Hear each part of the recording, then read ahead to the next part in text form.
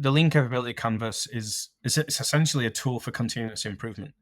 It allows the teams who are using the canvas to focus on the highest priority operational challenges they have and empowers them to define their own improvements in that space. I combine that with my definition of product thinking principles, and there's 9 of them. Yeah. Those principles ensure that the organization and its teams are strategically aligned, value-driven, and outcome-focused. The tool, the framework itself, allows the teams to focus in on the highest priority principles that they feel that they're most challenged with. But more importantly, and particularly if leadership empower them to do this, and the teams themselves have to say, give me the time and space to do this, the canvas allows them to really focus and double down into those spaces so they can define how they improve themselves. Welcome to the Product Weekend podcast. I'm your host, João Moita, and today we're diving deep into product enablement and operations with a special guest, Chris Compston. Chris is a seasoned consultant with years of experience in building high-performing product teams, improving operational efficiency, and fostering inclusive work cultures. In this episode, Chris shares his journey, insights on operational improvements, and the practical strategies he's used to help product organizations scale and succeed. Whether you're a product leader or aspiring to drive better outcomes in your team, you won't want to miss the valuable takeaways from our conversation today. Before we begin, be sure to follow the podcast wherever you're listening and leave us a review. Your feedback is crucial in helping us improve and continue bringing you the best content. Now, let's dive into the conversation with my friend Chris. Chris, welcome to the Product Weekend podcast. It's great to be chatting again. Yeah, thank you for inviting me. Let's get started with something a bit more personal before getting into this juicy product, high-performing teams topic, which is, what's a recent weekend that you really enjoyed? It's a really good question. It's a hard one to answer because I've just spent the last month in Spain. So I've really been enjoying my time there, but it's a family home, so it's a little different. One that I was thinking back to actually a couple of months ago, I went to Malta for the first time, specifically in Valletta. Not only is it like a wonderful country from a historical perspective, the people there are fantastic, and I didn't realize how much food I would eat there, but the Maltese people love their food. And in a 3-day stay, two meals that we had, the 2 evening meals we had, were both 7 courses long. And they was not small courses, they were full-sized courses. So yeah, we came away a little heavier, but it was a fantastic place. Really amazing. Good. Actually, I think I was in Malta, but I think I didn't get to experience much the local food scene. I was more in like international restaurants, but maybe next time I need to explore that. Sounds interesting. Oh yeah, go back and eat as much as you can. It's fantastic. Cool. Awesome.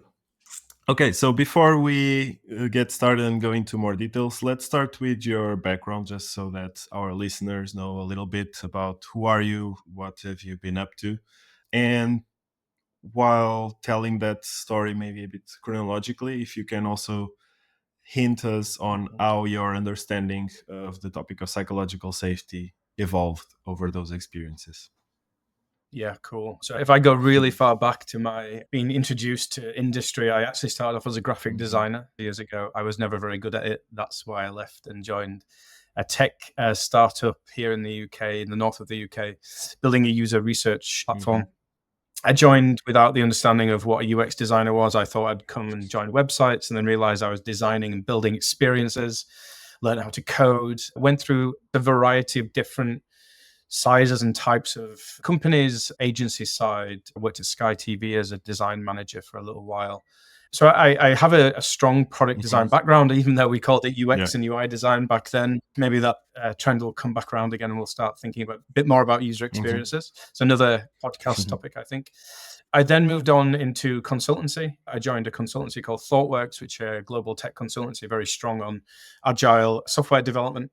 And I was there for 3.5 years, and I worked at a variety of different organizations, from startups that had been a couple of months old with very few people to one of the oldest kind of retailers here in the UK, Sainsbury's, been around for 150 years at that point. very different types of organizations, different types of people. And I worked across Europe. So I've done some work here in the UK, of course, in Ireland, Germany, did a bunch of stuff in Poland, was out in Texas for a little bit, and a variety of different types of industries. So I was working in fintech. I was doing some like big business to business retail. I was working in the energy industry for a little while. Up until that point, and I think this is where my mindset on psychological safety, particularly working at ThoughtWorks, had very strong inclusive and diversity values. I think up until that point, psychological safety had never been on my radar. I always knew that some teams and some organizations and some leadership it was more enjoyable for me to work in.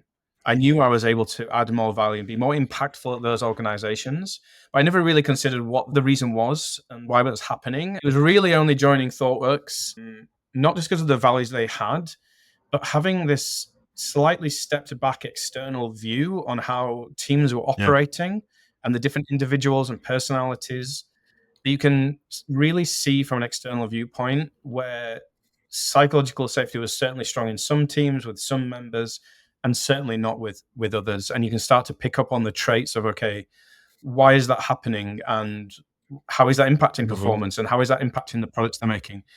But more importantly, how is it impacting its people? And as we know, many of the best people leave if they don't feel psychologically safe and can build great products. Post ThoughtWorks, I then joined Farfetch, which is in the luxury fashion industry based out of Portugal. And then moved on into Bumble, which is online dating, and held product operations roles there. Cool. I stayed at Bumble for just over a year and then decided to move into independent product ops consulting. So I'm now working I usually work with product leadership teams to establish foundational product operations, introduce more experimental discovery practices, and empower continuous improvement. Usually overall for faster and higher quality decision making at scale, with the ultimate goal of maximizing performance and impact of product organizations. Awesome. Yeah, that's interesting. We'll have the chance to go deeper into some of the things you mentioned. I wanted to start with that shift to product operations, like when you realized that this was the area that you wanted to dive deeper into. Yeah, my question is, why did you decide to go into this? And also for folks listening that are maybe not familiar or never worked with a product operations person, what does this function entail? Yeah, it's a really good question. And I think, again, I think back to my times as a consultant working at ThoughtWorks. I joined as a product design consultant. That was my background, my experience, my capabilities were mostly there. I had worked with product development teams for a number of years, so I had a good broad understanding of how things worked. After my 3.5 years at ThoughtWorks, which honestly is probably the same level of experience of like 10 years working in any other organization, it felt like, I actually did very little product design work. I was mostly in the product management strategy kind of space, but picked up many different roles and functions. I did business analysis. I did a little QA. I would pair with engineers on some of the things they were trying to build. At the end of my time there, I started to wonder what direction my career might go in, because I felt like I was a strong enabler. I knew that I could join an organization. I could look at teams and join teams. And I knew that I could help them to build the products in even better ways, building culture. And I didn't know what kind of role that looked like at the end of my time there. And I decided to join Farfetch, and I moved into what was then called product practice. So how do we actually do product at this company, at this organization? And I felt comfortable in this space of enablement, of coaching. And I suppose I realized that what I enjoyed was really focusing on how teams worked and trying to improve that, rather than what teams actually do. So what is it they're building and what customer value they're going after? I wasn't always strong on that. I was strong on the how side, and that's how I entered product operations. Cool. And also you mentioned something very interesting just now, which is this building culture. So part of the product operations or making teams work better is building this culture that's conducive to like good outcomes, good products, and good workflows as well within the teams. How do you see that? Or maybe how do you define this building culture? What does this mean to you? Yeah, I actually think back to a topic that we discussed at the product leadership retreat last year. And we were talking about culture and product culture and what it means. And I can't remember who said this now, unfortunately, but they were talking around culture is just the set of practices that we have, the way we communicate together, the way that we make decisions, not just about collaboration, but like our decision-making practices that we have in place, the principles that we have. And I think product operations is in a really unique position where they can see broadly across the product organization and maybe where some of these things may be lacking, and can start to double down into those spaces to make sure that that culture of, and there's various types of culture, right? We want continuous improvement and learning cultures. We want growth mindset cultures. We want psychologically safe cultures. And it all really comes down to like how we work, how we communicate with each other, and our hiring practices and the people that we bring in. And I think product operations can be in a place that enables a lot of that. That's great. So now connecting the dots a little bit, how do you define the relationship between psychologically safe teams and high performing teams? Like, how are these two related? Does one lead to the other? Is it not always like that? How do you see that relationship? Yeah, it should be clear to many product leaders now that having psychologically safe teams equals high performance, equals stronger, more customer value and business impact. Those teams should be focused on that. How do we support them to do it? One of those ways is to ensure that we have a culture of safety within the teams. And I think it's really about what kind of culture do product leaders want to foster, and how do they build values and principles in these teams to help them to do that. I strongly believe, and this comes again from someone from ThoughtWorks, actually, Dr. J, who's really strong in building diverse teams. They say that inclusivity is what drives diversity. And I believe that more diverse teams build products that have stronger customer value and therefore business impact, because not only are they able to understand like a broad mix of customers. Now, usually the products that we're building, in most cases, particularly if they're B2C products and for the general public, general consumers, that's everybody, right? That's a whole range of different people. So you have inclusive teams, they're more likely to be diverse, and more diverse teams are more likely to understand customers. But it doesn't just stop there. It's about bringing different backgrounds and experiences to continue to innovate, to continue to be open and discuss things in a safe environment. And I think if you hire people with inclusive values, they're more likely to be diverse. And because of that, are more likely to have within their team a culture of being safe to open up into new discussions. That's not always the case. There are some times where we hire people that may have inclusive and diversity values, but are still lacking on the safety side, and we need to help and support them a little bit to get to that level. That's interesting. And what specific behaviors have you seen in teams that lack psychological safety? What are the specific things that these people do, or the way they communicate? What are the things that happen that indicate lack of psychological safety? I think, again, as we just mentioned, like having this like external viewpoint where you can see a broad range of teams and kind of like fresh view on things. Some of the traits that you pick up on are not just one strong voice in the team, but usually someone who is designated as a manager of that team, being that one strong voice that's dictating most decisions, either through the fact that they want to dictate some of those decisions and they feel like they're the ones that have to do that, but building a culture where actually no one else feels allowed to be part of the decision making, so they have to default into dictating those decisions. I certainly think the remote world of working, although I think has many positives in the way that teams work, psychological safety is one of the things that remote work, I think, has damaged more than it should have. I quite often hear of teams and have examples of teams I work with where, and I think we've all been on calls where we've heard multiple voices, usually increasing in volume the stronger they want to get their point heard. And soon as that increase in volume happens, there's people on the call that go onto mute, maybe even turn their video cameras off, don't want to really put forward their thoughts. A lot of the time you may see, and what I would say as well is, and I think there's good examples of this, and a trend of this is, when you hear those multiple voices increasing volume, it is usually the men on the team that are doing that. That is just what happens. And that certainly happened in some of my experiences in the room as well, not just in remote world, but in remote world, it makes it a lot easier to do. It's very easy to hide behind screens. It's very easy to become a keyboard warrior where you can just type out passive aggressive messages on Slack and other comms devices. I think some of the other traits are more junior members of the team. Let's not say junior, let's say less experienced members of the team.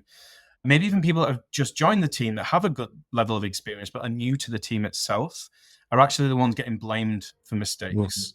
And again, that can be in quite a passive aggressive nature, not directly pointing fingers, but saying things in group environments that lead people to believe that those people are the new people to the team are the ones to blame.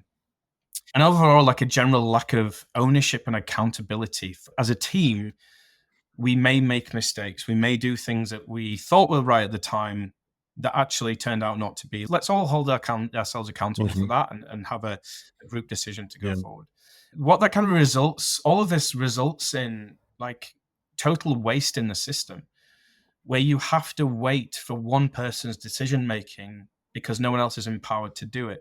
You're literally blocked on moving forward. Progress becomes very slow. You're not efficient anymore.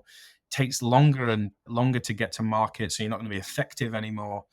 And it ends up in blame culture, particularly in retros. When retrospectives are seen as only an agile practice and not a tool for continuous learning and improvement, that's a real sign that things are not safe in the team. Retrospectives are like a really powerful tool, and they should be seen as that. I also think like continuous feedback and being open to continuous feedback. I definitely see in a lot of organizations, the gathering of feedback is a real challenge and usually only happens at 6 month and end of year review period. We should be asking for feedback constantly. Every month we should be asking a different set of people. Because the reality is you're getting feedback anyway, right? Feedback is always continuous, even though you don't ask for it. You're certainly getting it in the way that people treat you, the way they communicate with you, etc. I think if you don't see those traits in a team, you know that they're not going to be particularly safe. Yeah, that's super interesting. So like just trying to recap and making sure I didn't miss. So one thing you mentioned in the beginning was like having this one voice of this manager or someone dictating what to do. That's a clear sign of lack of psychological safety. People not speaking up and ending up like turning off their cameras or not engaging because they feel shut down or that they're not supposed to be talking. Yes, but I would caveat that, and I think back to my time at Sky, I was managing a really good, strong group of designers, and they were embedded in teams, and one of them was not the kind of personality that's going to rush into a room and start talking. He's not going to answer all the questions straight away. He's incredibly reflective, and because of that was incredibly successful, and he's continued to be successful today, which is great. And we had some really good conversations because he always wanted to increase his presence in the room. And actually, when he went and got feedback from people, the fact that he wasn't talking and it was very reflective, like really strong active listening. It's another sign of safe teams is when you've got everyone in the room that's actively listening to what's being said. And he was a great active listener. And because of that, his presence was even more than he thought. So you don't have to talk in a room to know that your presence is there, that you're wanted, and that your decision-making capability is high, and that you're collaborating. You don't have to speak, but you do have to be there and as a presence. And I think you can always see, particularly in remote teams, if people are always turning up with their camera off. Don't get me wrong, particularly post-COVID, like Zoom fatigue is an absolute real thing. It's super tiring to be always active on video. Turning your video off, not a problem. But if it's a constant thing, it's an area where you might want to look into. Yeah, that's a good point. Yeah, so that one of people not engaging and adding the point that you just mentioning, sometimes it's just this active listening. Then you also mention new people in the team being blamed, not being open to feedback and not valuing retrospectives as a powerful tool for this reflection and alignment on the culture. Those are interesting signs to look for to understand that's time to maybe think about this topic and act on it. And relating to that, so psychological safety, even though we agree and many people agree that it's a very important thing for teams to have to be able to be high performing, it's still often seen as something like soft or intangible and difficult to measure. How would you respond to leaders who are more focused on these hard metrics and therefore dismiss psychological safety because it's difficult to justify. How would you justify the return on investment of investing in this? Yeah, it's an interesting one because I think if you're an empathetic leader, you shouldn't be thinking about the return on investment of having saved teams. But that's not the case in many organizations, not because we don't have empathetic leaders, but they're also accountable for driving businesses' growth and scale. When I think about this, I look to the teams that are accountable for those KPIs, the ones that have to drive forward those metrics. Now, as a leader, if I want to be able to support, I need to support them in various different ways. I need to ensure that their capability is high, that we have a good mix of experiences, and that we have the right people in the right places to allow them to do really good work. We have a good stream of data coming in. They've got good experimental discovery practices. They understand their alignment to strategic business objectives, et cetera, et cetera. We want to make sure the teams have all of that. Now, if I'm a leader in this organization, I'm going, our teams have all these things, but they're still not quite hitting the metrics. What else is it that I can do? They should be thinking, and they should actually be observing how teams work and understanding, as we were talking about before about an external viewpoint, is understanding how those teams work and identifying if psychological safety might be an issue there. You can have everything else in place, but again, if you have one member of the team that is dictating everything, you're probably not going to hit some of those like really strong KPIs and metrics and objectives that you're setting the teams. I actually, when I think about some of the teams, I believe that objectives should also include some level of organizational evolution, so that people on those teams are also accountable for how the organization operates. And part of that should be around psychological safety as well. Yeah. Interesting. So that leads to another thing I wanted to discuss with you, and you've mentioned it a couple of times already. The having this external view, being the brought in to observe the team, like without being maybe not so much involved on the day to day on the little things, and being able to observe the bigger picture. When it comes to building these teams, optimizing product operations processes, etc., do you think it's better to bring in external consultants or to focus on the education of people within the teams to be able to sort it out for themselves and work through those challenges? Do you have some rule of thumb how you would advise people to think about it? Yeah, I may be a little bit biased on this one, João, given that I am an independent consultant in product operations. I mean, yeah, I could just say yes, bring in consultants. However, it all depends on the needs of the organization and its people, right? I think one of the biggest values you get of an external consultant or anybody new coming into the organization is the fresh perspective on things. They can take a step back, they can look more broadly, particularly with consultants. There's no internal political leanings, there's no management line structure you have to abide to, there's no history within the organization. You can unearth more challenges in a much shorter period of time, especially when you're brought in by leadership who give you that power and that support to go and investigate, to understand what's going on. So I do think there's a lot of value in there. I think all consultants or good consultants should really be thinking about what their future impact looks like. So the way that I work with my clients is to hopefully set them up for the future so that when I eventually do leave the organization, they have structures in place, they have frameworks in place that build a mindset in whichever way we want to go, whether it's continuous improvement, psychological safety, product thinking. I need to be able to leave things behind with them that have, that's where the coaching element of consulting comes in, to put structures in place that allow them to be effective in the future, and hopefully to have psychologically safe teams because of the work you've done. That's great. Let's take a moment to reinforce something important. If you're finding value in these conversations, make sure to subscribe and leave a rating on your favorite podcast platform. Your feedback helps us improve and bring more insightful discussions to you and the rest of the community. I am an AI version of your host, so let us know if you noticed it right away or if I did a good job of pretending. Thanks for your feedback and support in helping us grow. Now, let's dive back into learning how to build high-performing and empowered product teams. And maybe now playing a bit the devil's advocate, what would be some drawbacks of relying only on external consultants, and maybe disregarding a bit the education or internal dynamics? Yeah, I think not a drawback, but a risk Uh-huh. is seeing a consultant to come in and fix one problem, one challenge that you've already identified, and hiring them to just do that one thing and then they leave. Because while that one thing may be fixed, the impact of that is not going to be as great. Their sphere of influence isn't as strong, so they can only focus on one thing. They don't get to speak to as many people.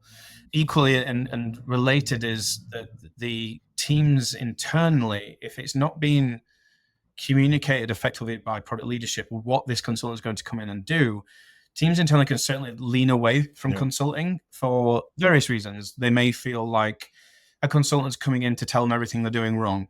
They may feel a consultant's coming in to take away the most fun parts of their role, particularly an operations consultant. They may also think, with a slightly more positive light, great, a consultant's going to come in and do all the things I don't want to do. I don't need to talk to them. They'll just go ahead and do it. Of course, none of those things are true, but I have seen that as a risk. Yeah, for sure. That, like, having a clear expectation setting in the beginning, it's an important step to mitigate those risks of having this misalignment and people on the teams not understanding properly the role of the Yeah, it comes down to change management practices, right? And they can happen on a very small scale. Like, how do we introduce a new person to this team, whether they're a permanent employee or someone that's going to come in with a very specific focus? Are they coming as leadership? How do we introduce them so that they actually start in the best, most positive manner, so that people are more open to the discussion? I had the talk I gave actually at Product at Heart last year was around how a product ops team of one needs to operate in those early days. And actually, to your point, is like, how are they introduced by leadership before they even start is very important. But the role of a product ops team of one at the beginning is very therapy based. We need to go and talk to many people, and they're all going to bring challenges to the table for the product ops team of one to focus on. However, the reality is that team of one is just one person. They can't do everything. So they have to enable and coach the people they're speaking to start thinking about how they solve their own challenges and problems like a therapist might do. And I think that is all about like how we manage change within the organization, how we're going to introduce people and what the expectation is of them, whether they're a consultant or they're a full-time employee. Cool. Awesome. That's a very good point. And going a bit more in detail to the things that you do as a consultant. So if I understand from what we're discussing here, you also have this view of not narrowing down your scope too much to be focused on just one thing, but more broadly on making the teams operate better and having the frameworks, the standards in place when you leave for it to continue to be successful. So one thing that you've worked on is the lean capability canvas, and I would like to just spend a few minutes going a bit more in depth into it for you to explain to people like what is it and how can people use it effectively to improve their ways of working. Yeah, the lean capability canvas is it's essentially a tool for continuous improvement. It allows the teams who are using the canvas to focus on the highest priority operational challenges they have and empowers them to define their own improvements in that space. I combine that with my definition of product thinking principles, and there's 9 of them. Those principles ensure that the organization and its teams are strategically aligned, value-driven, and outcome-focused. The tool, the framework itself, allows the teams to focus in on the highest priority principles that they feel that they're most challenged with. But more importantly, and particularly if leadership empower them to do this, and the teams themselves have to say, give me the time and space to do this, the canvas allows them to really focus and double down into those spaces so they can define how they improve themselves. So they need to have a good and strong understanding of their current situation and the challenges they have, what the future might look like for them in the near term, and also like a future desired state, like a visionary state of where we might get to and the difference it might make. It then gives them, again, the space and time to identify the actions and then to act upon them. I think one of the powerful things I've seen with this tool is that teams that, let's use an example, maybe say they feel like they're not as data informed as they should be, and their actions include getting external training because they just don't have those capabilities on the team yet, they can take that to product leadership and say, if you want us to be a high-performing team, we've identified that we need to be more data informed. We've also been able to identify that we probably need some external training. Can you help us with that? And now you have a really strong conversation with leadership to say, if you don't allow us to do it, we won't be as high-performing as you wish. If you can find us some training, we may be able to get there. As I say with any tool or framework, this canvas is not going to solve all your problems, but what it allows is for that strong conversation to happen, carving out the time and space to do continuous improvement.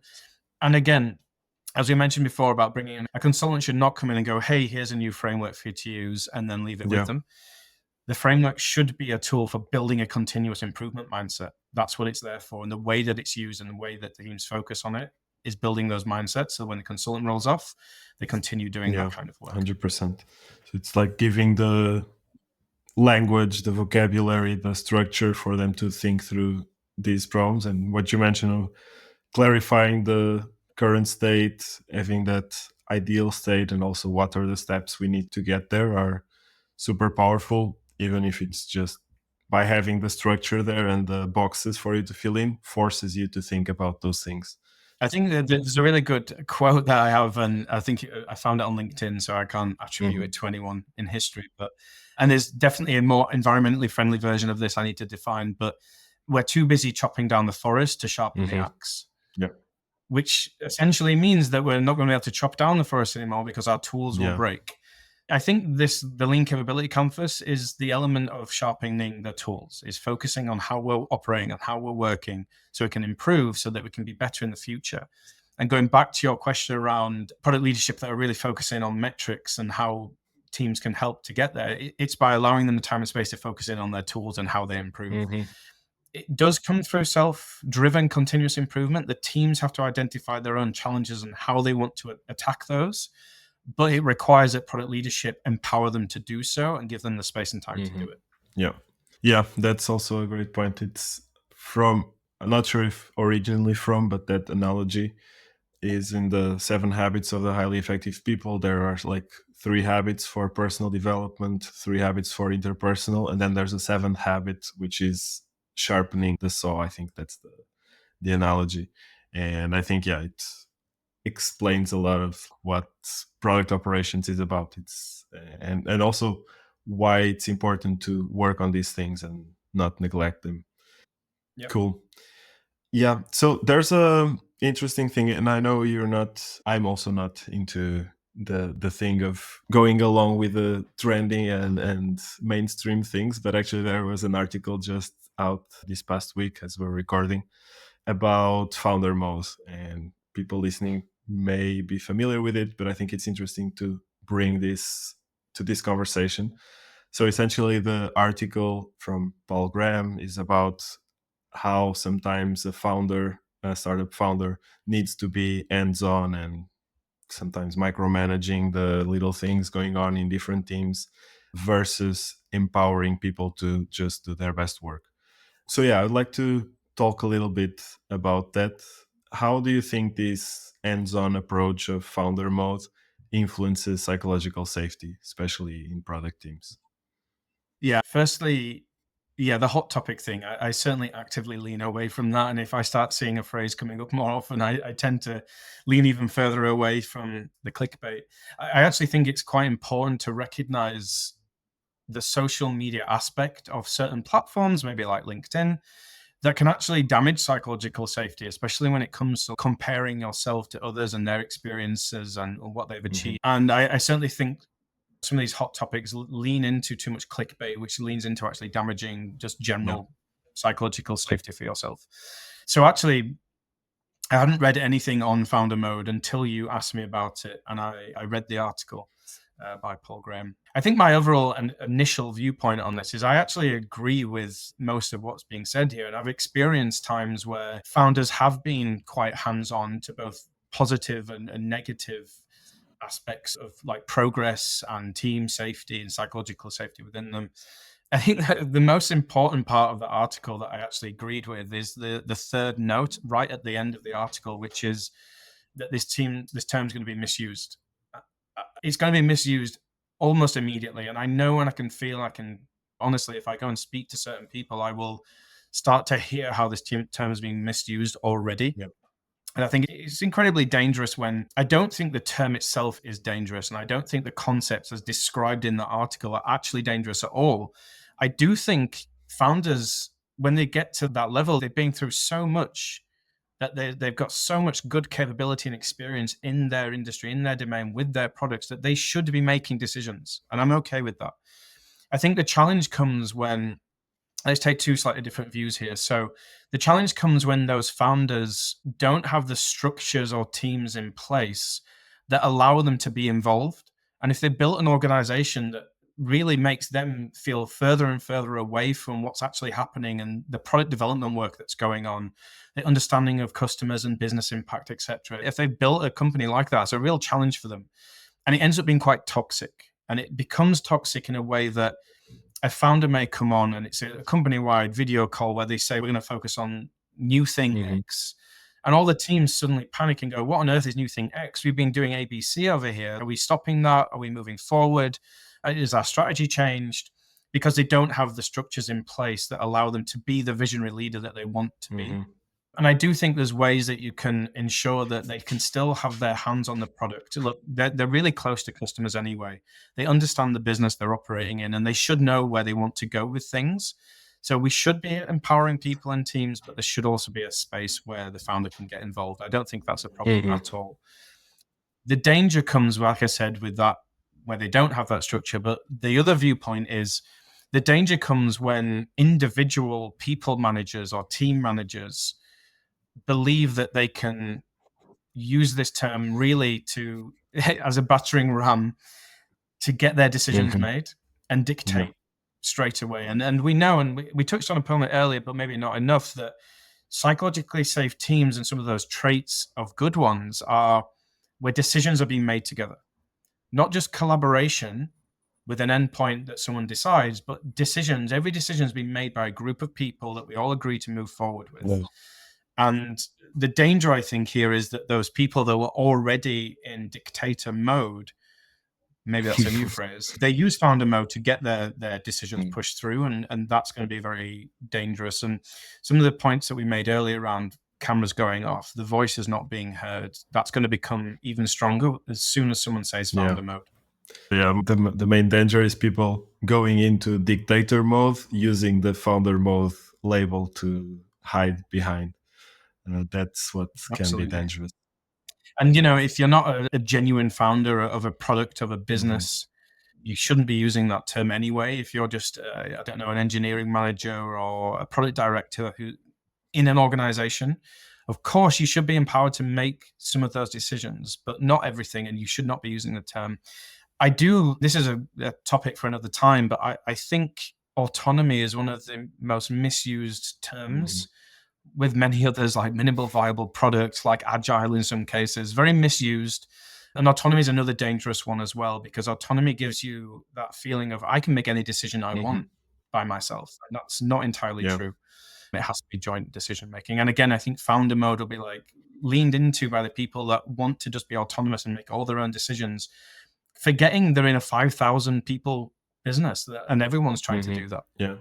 On that topic of autonomy that you mentioned is misused, how would you define it? What would you describe as autonomy in a productive way? I don't use the word autonomy purely because it is being more and more misused. Just like I don't use the acronym of or initialism of MVP. I just don't use that anymore because it has been misusing so much that it's now damaged. I try to lean more into empowered teams, and empowered teams are given structure, they're given definition, they're given objectives to achieve and clear measures, hopefully that are outcome focused. Although again, that's another conversation for a different time. They should be given all these things and given everything they need to make good decisions in an autonomous manner. I don't think, let's just use a quick example. I don't think a product director should be coming into a team and making decisions for them. That shouldn't happen. The team should be empowered to make them autonomously and work together in a way. And again, it's a slight misconception of product operations that we come in and tell teams how to work. It's definitely not the case. We do not I don't believe we should be telling teams how to work. They should have a level of, these are knowledge workers. They should have a level of flexibility and adaptability to be creative. That's the way we drive product innovation. And I think they should be autonomous to agree to make those decisions. The negative side of autonomy is that the teams that believe that they get to decide how to work, wholly decide how to work, and wholly decide what to work on with little structure. And then that's not the case. Yep. It connects to something that I will also to go more in detail into, but also we don't have that much time. So let's go with just a brief overview of this challenge of going from a small startup to a more structured company, this challenge of the founder still being involved but not being hands-on, micromanaging everything. And also it's much easier, let's say, to build a psychologically safe environment in a 20 people company where everyone knows everyone than it is in a 2,000 people organization with people that have never even dreamt that the other person exists, basically. What are some key challenges that you found in scaling this product culture or psychological safety across larger and distributed teams? And what are maybe like top 3 challenges that people face, and just going briefly into how to think about solving them? I think it all comes down to the culture that founder wants to embody. That culture, again, as we mentioned before, will start to define some of the practices and the communications that we have. It's always, of course, it's a challenge when that scales. We need to continue to hire people that have those intrinsic values, that they believe in being inclusive and diverse and opening up decision making. I think it comes down to leadership to set strategic priorities in the right way that does empower teams, that gives them that level of autonomy. I think teams and people still need the flexibility to, again, be those knowledge workers. We can't, I certainly don't think a founder can micromanage every single person in every single team, but there should be some flexibility. And maybe in certain teams, like maybe there's an infrastructure team that really shouldn't be pivoting too much in the decision making, right? But there's other teams that are maybe a little bit more experimental that can be slightly more innovative when it comes to customer facing change, that should have some flexibility. The challenges I've seen previously are where there's some continuous pivoting for the whole organization. Like I said before, if there's a half an hour video call where the shift of the whole organization has changed, now we have to stall and progress. That's never going to be a good thing. And I think founders should be, just like all of us should be, is open to new ideas, new voices, different thoughts, different perspectives. They're probably going to have an overriding decision-making points to other people, and I think that's okay. But they should still be giving teams and people that like empowerment mode to make good decisions themselves. But it does come down to the culture the founder wants to embody and how they set their organization up with the structures or the strategic priorities that they're aiming for. Yeah, it's a lot like strategy clarity or vision clarity, like knowing which direction are we going, and then having a certain level of flexibility on, okay, we have these structures and these things in place, these ways of working, but to have some level of flexibility for each team to adapt to what works best for them while ensuring at the same time some cohesion. I think there's real value in repetition as an organization scales. We need to be actively thinking all the time about the culture we want to embody. We should be actively thinking, are we hiring with inclusive values? Are we hiring with diversity values? Actively thinking about that. It's really easy to stop thinking about it because we have so much work to do. We need to really focus on it. It's the level of leadership. They often get dragged down into some of those details when really they should be actively thinking about how the organization evolves and scales. And like I say, hiring is a really important one. Through rapid scaling, we often hire people very quickly. And while they might be incredibly experienced and capable, they might just not fit the culture. And that's not a bad thing. They might just not be the right fit. And we have to spend time doing that. I think hiring over the past couple of years for various different reasons has taken a bit of a hit because there's so many talented people out there. You can really reduce your hiring and onboarding practices because you're going to get someone, and if they don't work out, you can get someone again very quickly, no matter the cost. And we stop thinking about, wait a minute, are we onboarding and training people correctly so they understand that culture? I think it's an ongoing conversation. Culture doesn't just stop and you go, this is what we have, and we want psychologically safe teams, and we have a few of them. It always has to evolve as the organization is scaling and reducing in numbers and increasing in numbers. That's a great point. Also, this evolving culture that also when hiring and when thinking through this, like getting people to the organization, there's, okay, this is the culture we have and try to shape. So we want to bring people that fit the culture, but at the same time, as we're bringing in new people, this standard of what the culture is will also be evolving over time. So it cannot be stagnated. And it's not a couple of slides on an onboarding deck. Going back to my original point, actually, it's about repetition, and clarity of strategic direction is also about that. If you have a strong vision and strategy, but you don't talk about it often enough, people will forget what it is. It's essentially invisible, and your culture becomes similar. You have to continually discuss and talk about that. Hence why retrospectives are so, not just an agile practice, they're so important to look back and go, do we still believe that we're embodying the values and the culture of this organization? And what things were we doing that did not? And how do we solve those things? Always being retrospective within yourself. That's how you build growth mindsets, continuous learning, continuous improvement. Cool. Awesome. That's a great note for us to wrap up the episode. Before we close, just wanted to ask, who is a leader maybe you've worked with or read from or that inspired you that you look up to in this building psychologically safe teams? Yeah. It's really good timing that you asked that question, because I just had a conversation with this person this morning. And it was someone I used to work with at Farfetch. He was the product design director.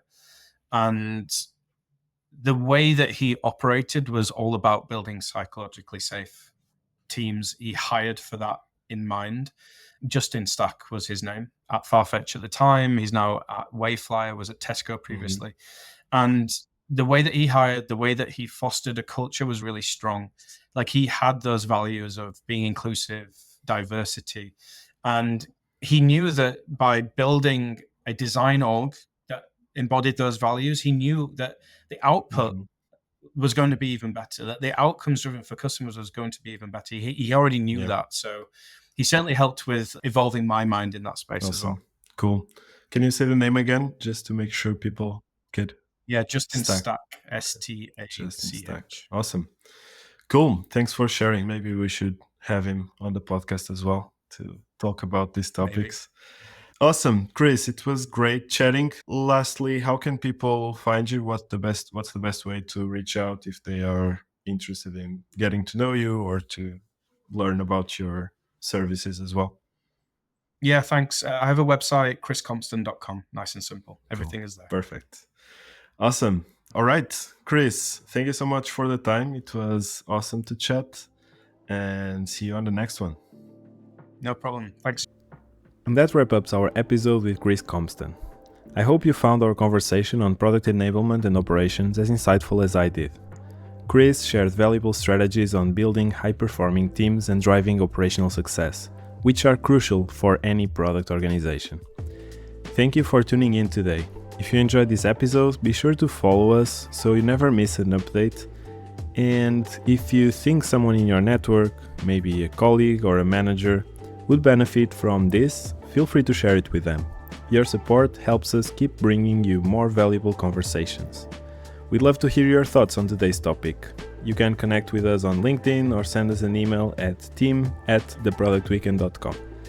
Until next time, keep leading with impact and driving innovation in psychologically safe teams.